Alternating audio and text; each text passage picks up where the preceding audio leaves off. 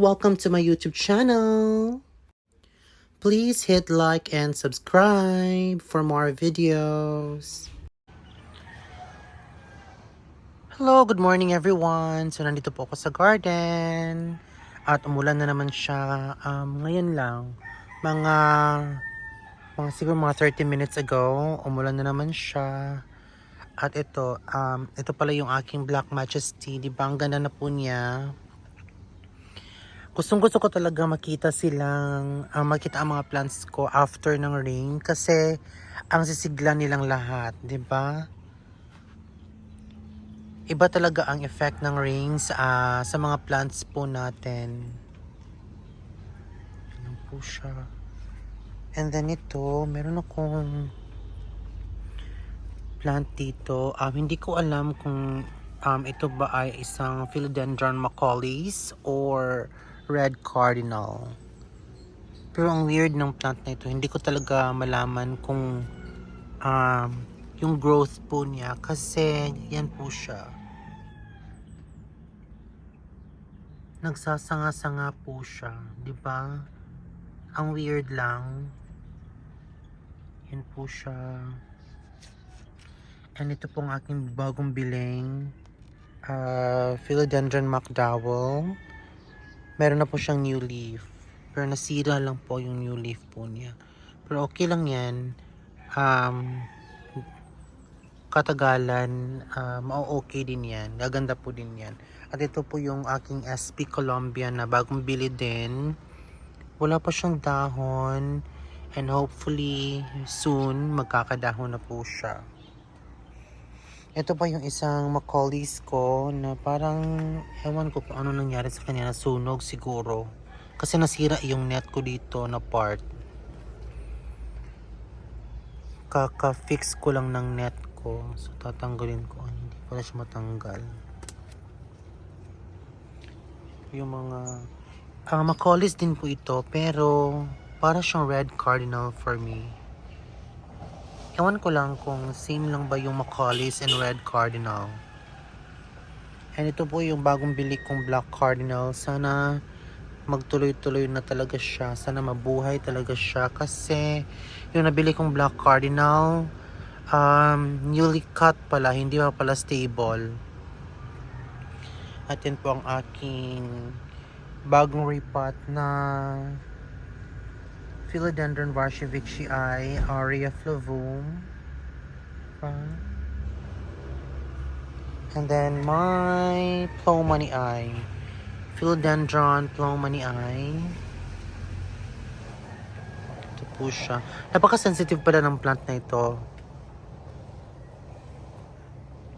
And then the one that I repotted, yung bagong repot ko lang na Philodendron, ito po siya.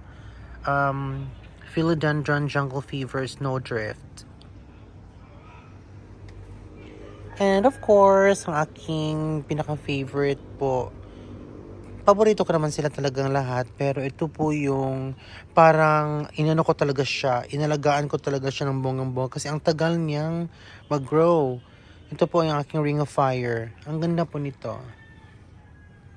Diba? Super beautiful. And ang aking mga babies ng aking mga Blizzard, diba? Ang kinut ko siya doon. And then, nagka-babies na po siya. Ng dalawa. And may upcoming pa. Yan. Ang ganda niya. And ito palang aking colocasia. Dito ko siya nilagay. Yung colocasia Pharaoh's mask ko. Dito ko siya nilagay sa terracotta na pot. And then nilagyan ko siya ng parang ganyan. Parang sanggaan ng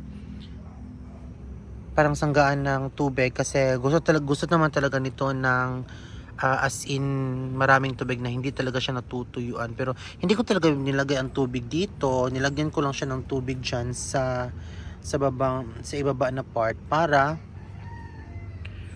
hindi talaga siya matutuyuan. Actually, dalawa lang yung colocasia ko dito.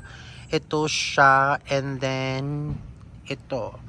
Kasi yung iba napakamahal pa, so iintayin ko muna na mag-depreciate yung value or mag-mark down yung price para makabili na ako kasi ang mahal pa po.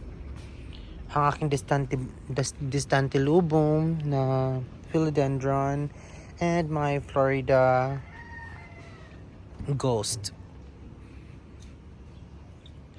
Bang saya. Ito po yung aking propagation ng philodendron giganteum blizzard. Ang dami ko talagang giganteum blizzard in this garden, as in nagsimula lang po ako ng isa pero kailangan ko yung putulin kasi natutumba na siya. So dumami na siya ng dumami, as in super talaga.